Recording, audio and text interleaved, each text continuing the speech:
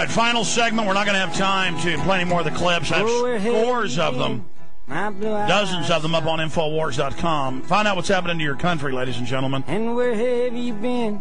We're going to go ahead and take a bunch of calls, loaded phone lines here. Heidi in Maryland, you're on the air. Welcome. Yes. Hi, Alex? Yes. Yes, I want to thank you for what you're doing. You know, I'm also sick and tired of the deceit that's going on. And, you know, more and more people need to stand up and do something about it. You know, the majority of the public know. They know that something is going on, but not enough people are standing up and speaking out. That's right. If the people aren't involved in government, it will be taken over by special interest, and the special interest will set up a tyranny. That happens all throughout history, every time. It's happening here, period. It's nonpartisan, folks. They get you to fight all day about who's doing it, Republicans or Democrats. They're all doing it. Fundamentally, we're in trouble. And we're in deep trouble. I mean, I see signs of you speak about martial law a lot, and I see a lot of signs of martial law. Look, 2 weeks ago, sure, go ahead and report your example. Okay. Within the year, there have been new evacuation signs placed up. For instance, we have a major route, 301, going from D.C. into Delaware. There's evacuation signs placed in both directions. Yeah, they're gearing up to stage a huge crisis that they'll use to totally re-engineer our society. They have police coming to people's doors from Dallas, Texas to Oakland, California, knocking on the door saying, let us inspect your guns, or in areas where guns are illegal, coming in and pushing their way in and confiscating guns without probable cause, looking door to door. And now they've announced, the National Guard are going to help fight gun crime in America. See, one day it's to fight terror, and people are like, ooh, next they'll be policing, and now they're just doing it. This is it. It's slow motion, martial law acclimating the population, Heidi. And I also want to tell you, yesterday I saw something really weird. My daughter actually ran in the house and pulled me outside, and not too far, there was a plane flying right over our apartments.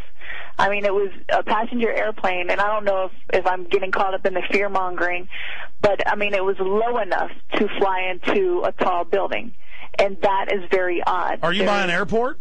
No, I'm not. I'm in Germantown, Maryland. Well, it might have been having a technical problem. You know, that again, it's not just the country falling apart. The airlines are falling apart. Let's go ahead and talk to Bill in Michigan. First-time caller. Welcome, Bill. Thanks for holding. Yes, sir. I tell you one thing, you're an American hero. No, I'm just doing my job. I'm an old man, and I'm telling you what, I'm so damn proud to talk to you right now. And but Luke has got the kahunas. I wish he was my grandson. I'm so proud of that. Talking boy. about We Are Change, Luke Radowski in the film Truth Rising, yes. And I watched that film, and I'm telling you, people need to wake up. People are ignorant.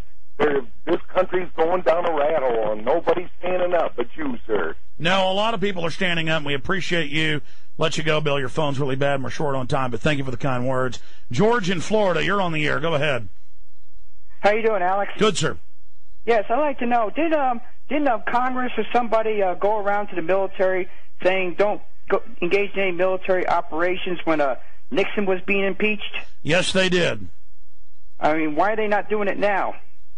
They knew to, because they knew Nixon was planning to bomb the Republican National Convention to set up martial law. I knew that a decade ago, but I was in a hotel room in Dallas a few years ago for an event and saw a Frontline PBS special all about it with the tapes and everything. My goodness, I didn't even know that I mean, this is really becoming mainstream information. And he was also planning to start a war later when he got in trouble over that. Great point.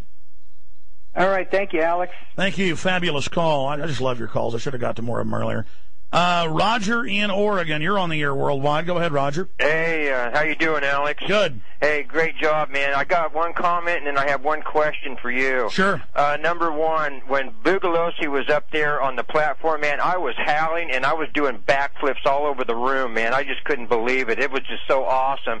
And one thing I was wondering is this Conley or the guy, he must have been on downers or something. He sure appeared that way to me, the way he was conducting all this stuff. But if I would have been there myself, they probably would have thrown me in jail because I would have been bouncing all over that room. Yeah, man. Conyers was acting scared and very subdued and did look like he'd had a half bottle of Jack Daniels, but I don't think it was Jack Daniels. I think he was just scared. Thank you so much.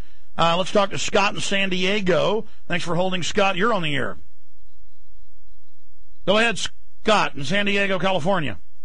Okay, he's not there. Let's go ahead and talk to Paul. No, it's Tim first in Los Angeles. Tim in Los Angeles, then Paul. Tim in L.A., go ahead.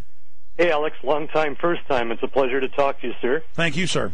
You're welcome. I was fortunate enough to be at a benefit yesterday afternoon here in the Brentwood area for Dennis Kucinich, a re-election campaign fundraising drive for him. And not only was he there, but Vincent Bugliosi, Warren Beatty, and a few other celebrities. And the crowd there, Alex, it was so incredibly awesome because a lot of the people had seen the C-SPAN coverage the day before, so we're talking about that. But in addition, there was a guy there from We Are Change LA. There were other truthers there that knew about your show. And when it came time for the question and answer period with Congressman Kucinich, some really incredible questions were asked. One guy asked him about the first responders, and could you please address the free fall demolition of the World Trade Center, and then a question about the Bilderbergers. And what did Kucinich say? Well, he did his best to be as diplomatic as he could without giving away too much information. He let on he knew about the centralized bank, even though he didn't call him by, Federal Reserve. Well, I've interviewed Kucinich. He said he always keeps his promises. He had hearings about the deadly dust and exposed that. But he said he's going to have an investigation about 9/11. Yes, and because I was, I was born in Cleveland, and I was at Kent State when the National Guard opened fire on us in 1970. I was able to talk to him and a few other people about this stuff.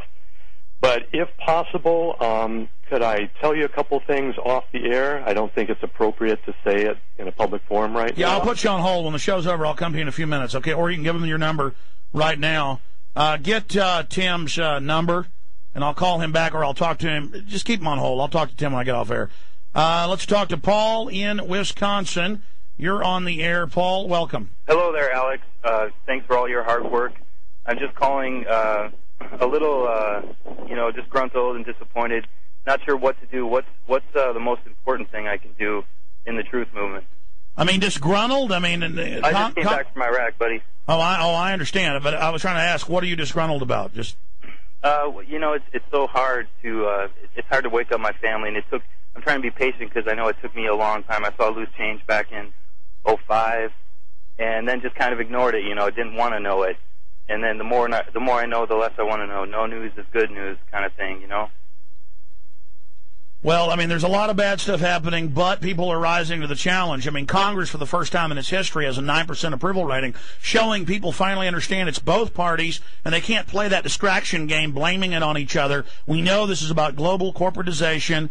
We know they want a global authoritarian state. We have all their own documents, IMF, World Bank documents, RAND Corporation, British Defense Department, Ministry of Defense. We know there's a great tyranny upon us, and knowing is half the battle, as you know. And so... the great part is our troops, even if the war is evil, they meant well, and we can't say you didn't have courage. There are great people in the Army. I've met some of the best men exactly. in my life. So that doesn't take anything away from you. And so I wouldn't be disgruntled. Just get in the fight. And I think the best thing you can do is get films like Truth Rising. It's free on Google Video. The best version's on YouTube for free. There's a full version on a YouTube channel. And get it out to everybody. Truth Rising is my new 9/11 film. It's cinema verite. There's no voiceover. It's very well done. If you want a high-quality DVD, get it at Infowars.com. Download it right now in super high quality for 15 cents. It's almost DVD quality at PrisonPlanet.tv. That's a big part of it. Instead of talking yourself blue in the face with people, just give them a film. One last caller, Ben in Virginia. You're our tail gunner, Ben. Hey, how you doing, Alex? I just wanted to say I was there at the event, and I am more pissed off at this government than I have ever been. The most shocking thing. You're saying you were there at the House Judiciary Committee hearing? I was there. I was sitting in the audience. I watched as that Republican second to the chairman, Lamar Smith. Yeah, the fake one who conservative. was trying to get he was trying to get a veteran kicked out because he was wearing a button. right? He was trying to provocateur us to get the whole meeting shut down, and we shut up immediately. I noticed he kept trying that, yeah. Yeah, it was the most shocking and disgusting display of power I've ever seen. Yeah, Lamar Smith acts like he wants to control the borders while he really toadies around trying to drop them. And really shameful. He can't hold Dennis Kucinich or Ron Paul's coffee. I hear you. Hey, call me tomorrow on the live show, the weekday show. We'll talk more about it, okay? All right, you got it. Talk to you later. We're out of time. I'm sorry. I don't have time to get to everybody else. Ladies and gentlemen, we'll be back here next Sunday, 4 to 6 p.m. Central. That's 5 to 7 Eastern, 2 to 4 Pacific. We'll see you on the web at truthnews.us, Infowars.net, and PrisonPlanet.com. God bless you all. Stand up for liberty. Stand up for freedom. Yeah.